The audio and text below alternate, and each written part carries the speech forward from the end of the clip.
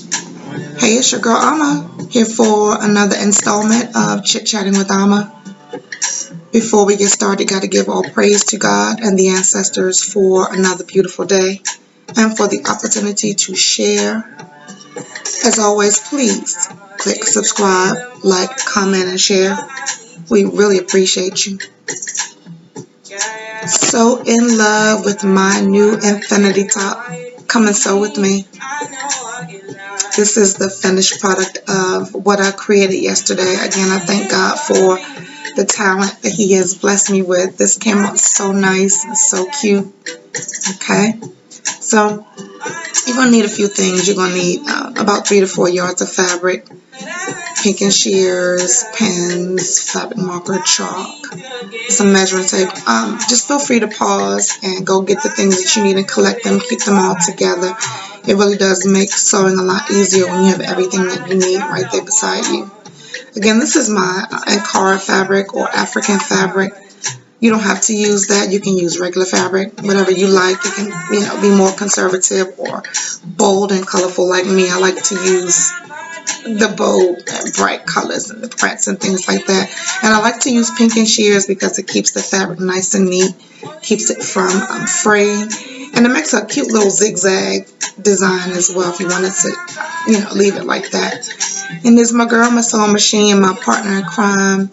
We have gotten through many of cold, snowy, rainy, boring days out here. So yeah, this is my singer. All the magic is created right here.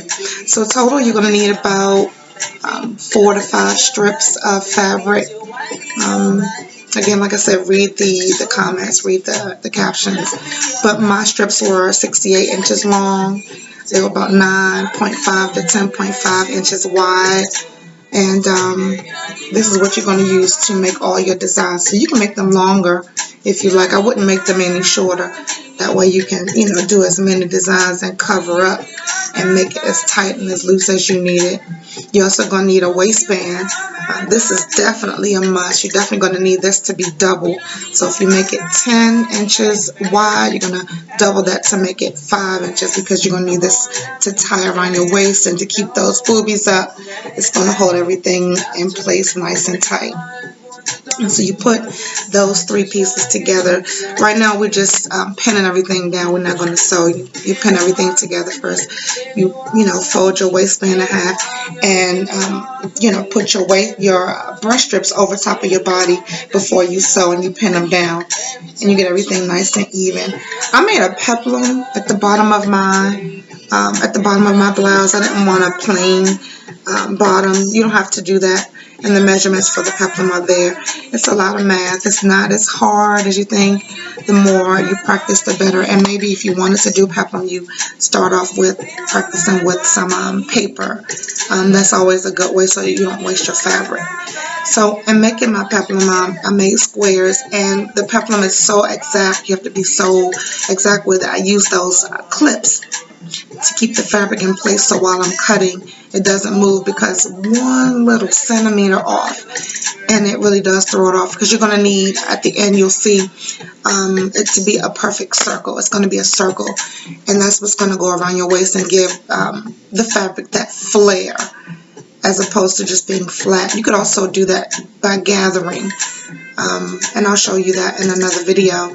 But yeah, so I cut them into 18 by 18 inch squares and measured them down to the 9 inches right there, as you can see. And then I made an arc from one corner to the other. And you can also always go on YouTube and find tutorials on how to make a circle skirt. That's what it's called, a circle skirt. And again, just used my measurements and everything. And there's a circle I was telling you about, and you're going to cut that in half and to and make your peplum, and it's gonna, so you'll see at the end it's gonna come out really super nice and just flare around around the bottom of your skirt. And so here's everything all put together. All 4 pieces, like I said. And yeah, it comes out really, really nice. And then you put it on your body and see if you like it, and see if it if it's coming together before you sew it, you know. And then put it all together, get it all even and everything. And then 1, 2, 3, the magic happens. So that's the peplum I was telling you about. You're going to have 2 pieces of peplum, so you'll combine the back with the front. Again, this is one of the looks I created. Crisscrosses in the back. See how it covers my boobs right there? And you can make yours as wide as you need to cover it. I just put some little ties on it to give it that bunchy look. From some leftover fabric, and that's a whole separate mini skirt. That's a whole nother story. But yeah, that's a mini skirt that I made. It's exactly 13 inches long. Judge yourself. You know, I'm grown, of course, so I can make my skirt as short or as long as I want it. But I added a skirt to it to make the whole ensemble. But I came up with about 8 looks, eight different ways to wear my infinity top. And so here are some of the ways that I found to style it. I can't wait to wear it. I gotta hurry up because it's getting cold already. I'm so mad about that. But like I said, if I gotta take a flight somewhere to put this on where it's warm and then take a picture, prance around the airport and then come back, that's what I'll do. But yeah, it was great. Thanks so much for joining me, you guys. I hope you enjoyed it. I hope that you learned something, and don't forget to subscribe.